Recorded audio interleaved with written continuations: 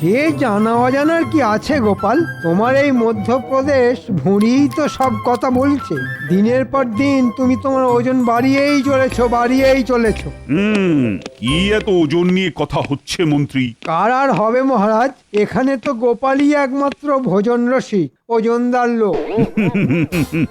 তার মানে মন্ত্রী, তুমি ওজনের ব্যাপারে খুব ভালোই বোঝো মনে হচ্ছে। তা তো মহারাজ বুঝতেই হবে, আমি হলাম মন্ত্রী। আচ্ছা, তাহলে বলো তো মন্ত্রী, 1 কেজি তুলো আর 1 কেজি লোহার মধ্যে কোনটা বেশি ভারী? এ তো খুব সোজা প্রশ্ন। 1 কেজি লোহা সব সময় বেশি ভারী। কি মহারাজ, আমার দেওয়া উত্তরটা ঠিক হয়েছে তো? তোমার মাথা আর আমার মুন্ডু হয়েছে। কি গোপাল, তোমার জানা আছে নাকি উত্তরটা? তা কেন জানবো না মহারাজ, দুটোই সমান ভারী, কারণ আপনি দুটোরই পরিমাণ 1 কেজি বলে দিয়েছেন, তাই দুটোই সমান ভারী হবে। চমৎকার গোপাল, চমৎকার। দেখলেন তো মহারাজ, আপেল খেয়ে শুধু আমার ভুঁড়ির ওজন বাড়েনি, আমার মাথার ওজনও বেড়েছে। এই নাও গোপাল, তোমার উপহার।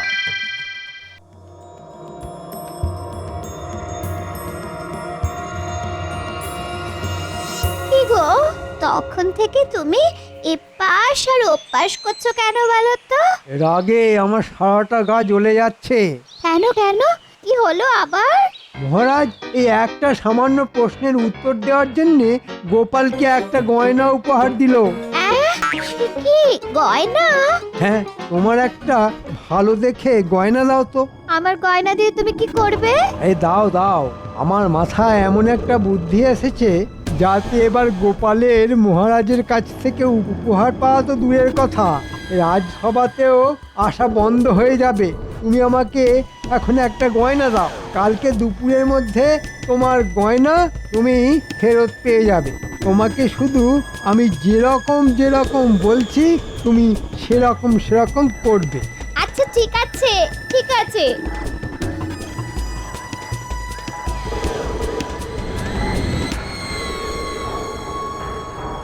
এই যে বটা ঘটা, কিরে? আরে মন্ত্রী মশাই, আজ যে আপনি স্বয়ং চলে এসেছেন। শোন, তোদেরকে একটা কাজ করতে হবে। আচ্ছা, কি কাজ? এই নে, এই গয়নাটা রাখ। এটা নিয়ে আজকে মাঝরাতে সবাই ঘুমিয়ে যাওয়ার পরে। কোনো চিন্তা করবেন না মন্ত্রী মশাই, আপনার কথা মতো কাজ ঠিক হয়ে যাবে। কি আজকে তো সবাইকেই দেখছি রাজসভায় এসেছে, কিন্তু আমাদের মন্ত্রী এখনো এলো না কেন? হ্যাঁ মহারাজ, মন্ত্রী মশাইকে আমি একটু আগেই ওনার বাড়ির সামনে দেখলাম। উনি দরজার সামনে দাঁড়িয়ে আছেন আর ওনার স্ত্রী হাউ হাউ করে কাঁদছেন। এত কাঁদছেন যে একটু পরে মনে হচ্ছে আমাদের রাজ্যটা জলে ভেসে যাবে। হ্যাঁ, সে কি বলছো সেনাপতি? হ্যাঁ মহারাজ, সত্যি বলছি। চলো তো সবাই গিয়ে দেখি ব্যাপারটা কি হয়েছে।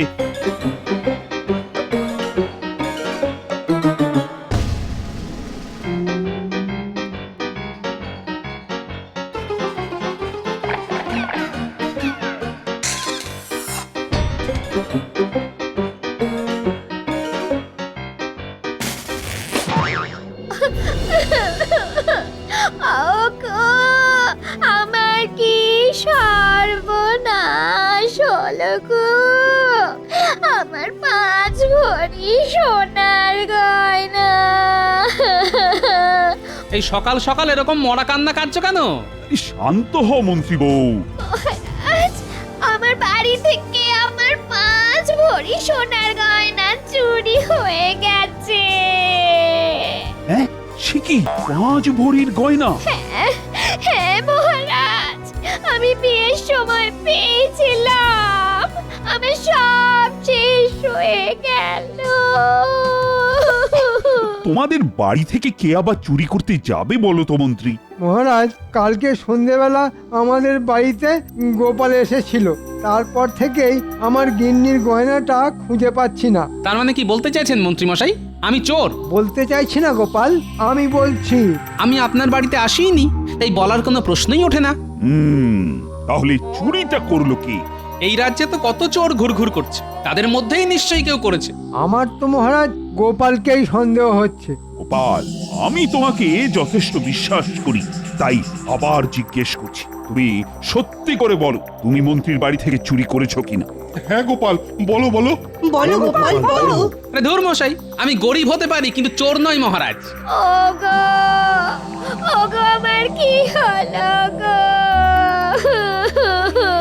মহারাজ, এত জিজ্ঞেস করার কি আছে? সোজা গোপালের বাড়িতে গিয়ে তদন্ত করলেই হিসেব জলের মতো পরিষ্কার হয়ে যাবে। ঠিক আছে, তাহলে আর দেরি না করে সবাই গোপালের বাড়িতেই চলুন।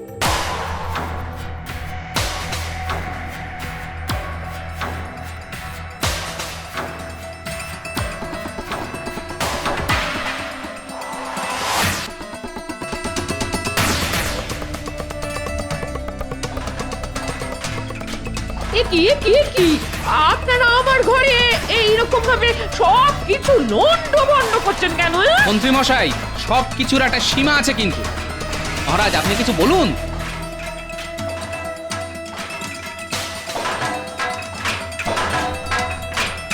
আপনারা ঘরের ভিতরে খোঁজাখুঁজি না করে বাইরে আসুন। আরে উঠোনে ওই গাছের ধারের মাটিটা কেমন উঁচু উঁচু লাগছে মনে হচ্ছে।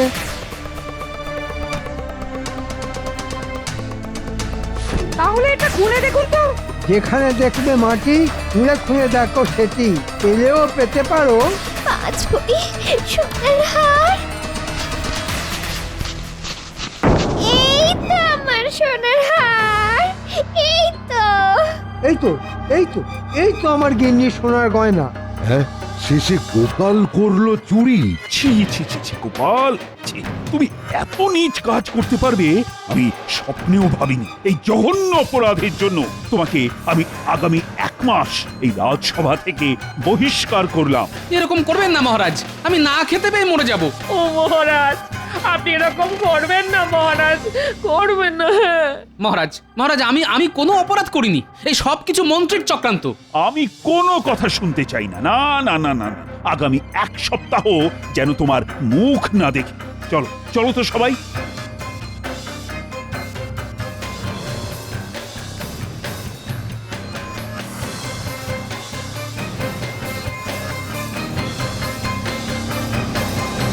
বিশ্বাস করো গিন্নি, আমি চুরি করিনি। এই সব কিছু মন্ত্রীর চক্রান্ত। আমি সব বুঝতে পারছি। হ্যাঁ, দুর্জনের কি ছলনা শেষ আছে? এই মোক্ষম জবাব আমি মন্ত্রীকে হাড়ে হাড়ে টের পাওয়াবো। না না না, আপনি কিন্তু এই কাজটা একদম ঠিক করেননি মহারাজ, ঠিক করেননি। কি করবো বলো তো রানী, আমি তো নিজের চোখে দেখলাম গোপালের বাড়িতে গাছের পাশে পোঁতা ছিল মন্ত্রীর স্ত্রীর ওই গয়না। এই সম্পূর্ণ কৃষ্ণনগরে গোপালের যে সৎ ব্যক্তি আর দ্বিতীয় কেউ নেই মহারাজ। এই ব্যাপারটা আমার মোটেও বিশ্বাস হচ্ছে না। আমার মনে হচ্ছে এর মধ্যে একটা গভীর ষড়যন্ত্র লুকিয়ে আছে। হতেও পারে, এখন শুধু 1 মাসের অপেক্ষা।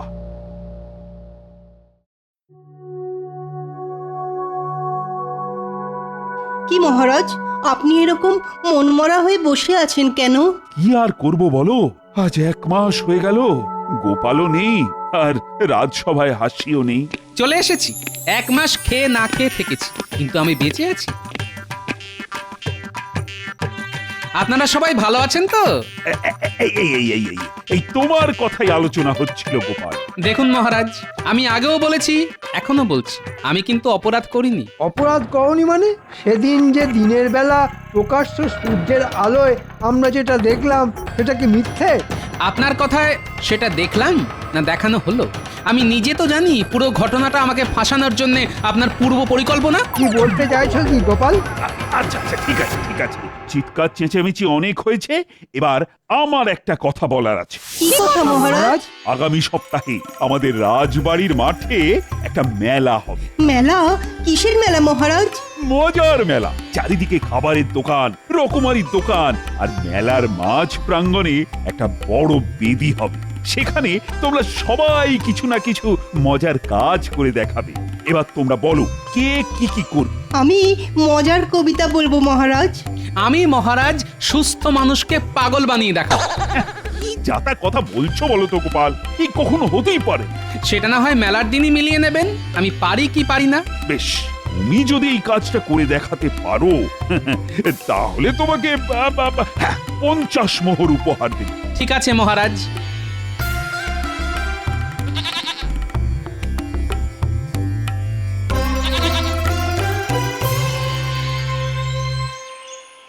কি তুমি সঙ্গে করে কি নিয়ে এসেছো? এ হলো 5 মোহরের ছাগল। এই ছাগলই আমাকে 50 মোহর এনে দেবে। কি যা তা কথা বলছো? তোমার মাথাটা কি খারাপ হয়ে গেছে নাকি? মাথা খারাপ করব একজনের, তাই এই ব্যবস্থা। শোনো, কি করতে পারবে তো কাজটা? পারবো মানে? ভাবো পেরে গেছি। তোমার সম্মান নিয়ে ছেলে খেলা, এর আমি শেষ দেখে ছাড়বো। কি মন্ত্রী গিন্নি, কেমন আছেন? আজকাল তো এই ঘাটে আপনাকে দেখতেই পাই না। কি করে দেখতে পাবে বলো? আমি তো এখন খুব একটা বাড়ি থেকে বেরই হই না। বাইরে যা কড়া রোদ, গায়ের রং কালো হয়ে যাবে না? ও তাও তো বটে, যদিও এই ছাগল আসার পর থেকে আমার জীবনে গতি এসেছে। হ্যাঁ, সোনার ডিম। রোজ এই ছাগলের মাথায় হাত বোলালে এই ছাগল একটা করে সোনার ডিম পাড়ে। কি? আমার তো চোখে বিশ্বাসই হচ্ছে না। দেখি দেখি দেখি, টিপটা দেখি। না না না না, যা দেখার এই দূর থেকে দেখুন বাবা, দেখুন। আমি এক্ষুনি এই ডিম শহরে এক শাকরার কাছে বিক্রি করতে যাব। কি অবিশ্বাস্য! এ কোনো সাধারণ ছাগল নয়, এটা আশীর্বাদী ছাগল। যার হাতে একবার আসবে তার ভাগ্য খুলে যাবে। আমি চলি মন্ত্রী বউ, চলি।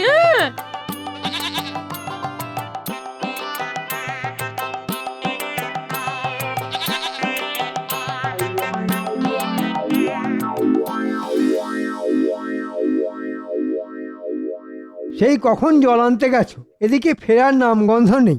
আরে বাবা, জল আনতে গিয়ে যা খবর এনেছি না, শুনে চোখ ছানা বড়া হয়ে যাবে। কি বলতে চাইছো বলো তো, একটু খোলসা করে বলবে।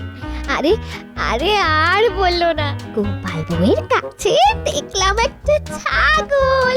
ছাগল তো কি হয়েছে, এমন করছো যেন বাঘ নিয়ে ঘোরাঘুরি করছে। আরে বাবা, এই ছাগল যে সে ছাগল না, এই ছাগল হলো সোনা ডিম পাড়া ছাগল। হ্যাঁ, সে কি সোনার ডিম পাড়া ছাগল? আরে হ্যাঁ গো হ্যাঁ, ওটা আশীর্বাদী ছাগল। রোজ সকালে মাথায় হাত বুলোলে একটা করে সোনার ডিম দেয়। আমি নিজের চোখে সেই ডিম দেখে এসেছি। কি সুন্দর সোনার ডিম! ওগো, এরকম চলতে থাকলে তো গোপাল কদিন পরে তোমার থেকেও বেশি বড়লোক হয়ে যাবে। সে কি বলছো গিন্নি? শোনো না, যে করেই হোক আমার ওই আশীর্বাদী ছাগল চাই। পাবে গিন্নি, পাবে। ওই ছাগল দিয়ে আমি এক ঢিলে 2 পাখি মারবো। কদিন পরে মজার মেলাতে খেল দেখাবো, আর তারপর থেকে ঘুরে যাবে আমার ভাগ্যের চাকা। শোনো গিন্নি, কাজ তো অর্ধেক হয়ে গেছে।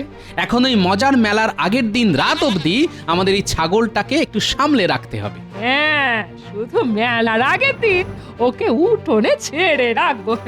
হ্যাঁ, তারপর শুরু হবে মজার খেলা, সুস্থ মানুষকে পাগল বানানোর খেলা, আমাকে বিনা দোষে ফাঁসানো। আমি মন্ত্রীকে শুধু হারে হারে না না, একেবারে শিরায় শিরায় বুঝিয়ে দেব। আর আমার নাতি নাতনিদেরও শিখিয়ে রাখতে হবে, যাতে ওরা মন্ত্রীকে পাগল পাগল বলে আরো খেপিয়ে দেবে।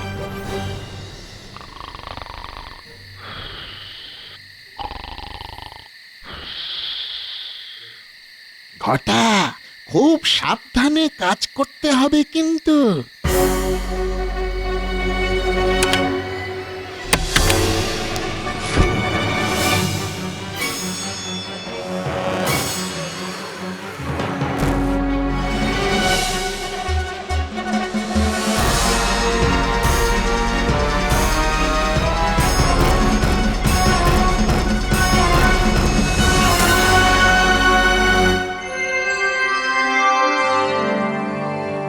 সবাই যখন চলে এসেছে, তাহলে সবাই একে একে তাদের মজার প্রতিভা প্রদর্শিত করুক। শোনো শোনো শোনো, শুরু হতে চলেছে মজার মেলার মজার প্রতিযোগিতা। সবাই হাততালি। সবার প্রথমে মজার প্রতিভা দেখাবেন আমাদের বিজ্ঞানী।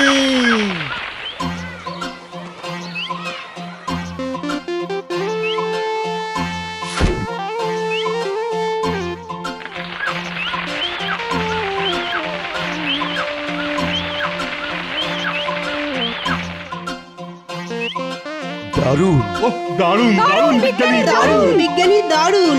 সাবাস বিজ্ঞানী, সাবাস! কি তোমার মজার আবিষ্কার! বীজ থেকে একেবারে সোজা গাছ! চমৎকার চমৎকার!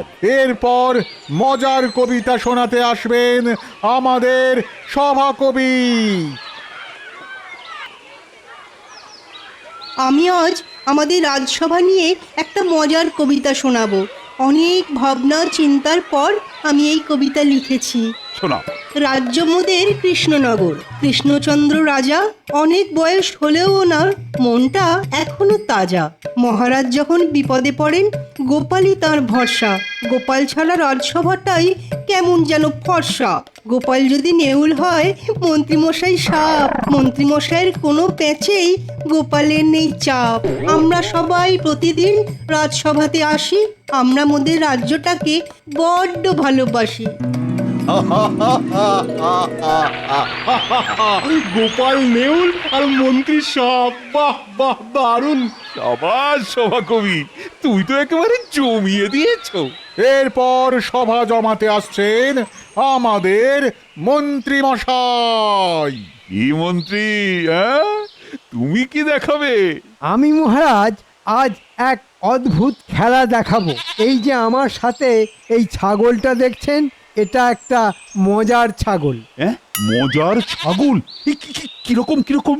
মহারাজ, মন্ত্রীমশাই কিছু বলার আগে আমি একটা মন্ত্র পড়তে চাই। এতে আমাদের সুস্থ মন্ত্রী একটু পরেই পাগল হয়ে যাবে।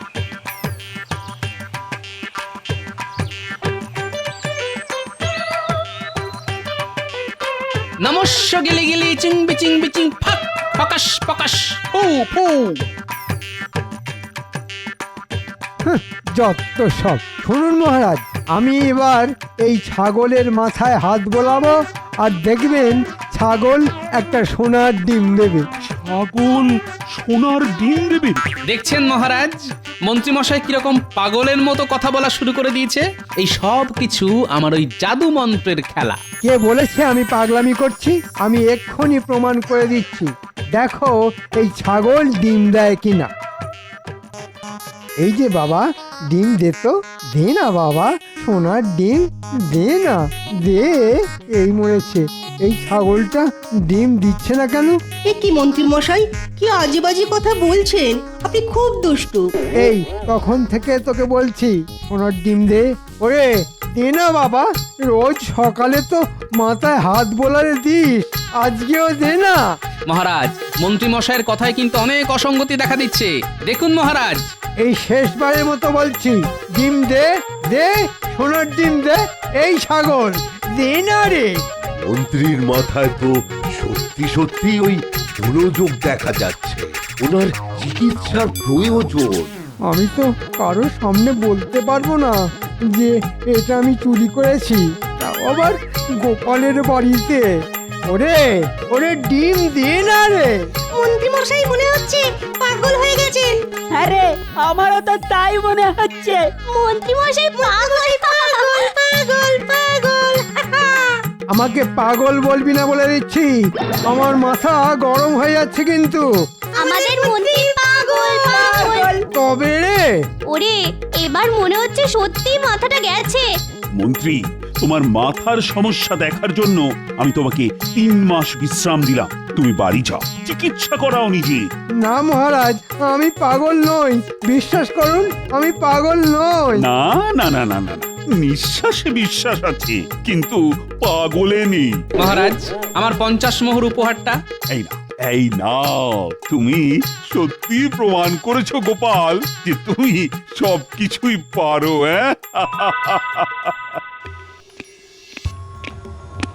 দূর দূর, এখন 3 মাস বাড়ি বসে থাকো। 3 মাস বেতন পাবো না, এ নিশ্চয়ই গোপালের কোনো চাল। ঠিকই ধরেছেন মন্ত্রী মশাই, আমার চাল। আমি জানতাম আপনি এবং আপনার গিন্নি আমার পাতা ফাঁদে পা দেবেন, তাই এটা করেছি। আমি বিনা দোষে 1 মাস বাড়ি বসেছিলাম, আর এখন আপনি 3 মাস বসে থাকুন। গোপাল লক্ষ্মীটি, তুমি আমাকে বাঁচাও ভাই। 3 মাস বসে থাকলে না খেতে পেয়ে তার আগেই মরে যাব। বাঁচাতে পারি যদি আপনি মহারাজকে সব সত্যি কথা বলেন। ঠিক আছে, সব বলবো। চলুন তাহলে মহারাজের কাছে।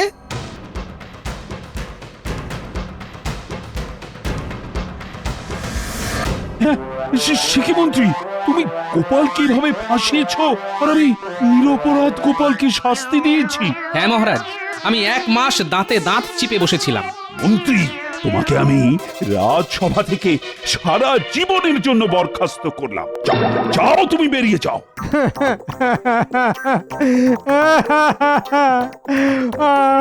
মহারাজ, আমি মরে যাব। এরকম করবেন না মহারাজ, এরকম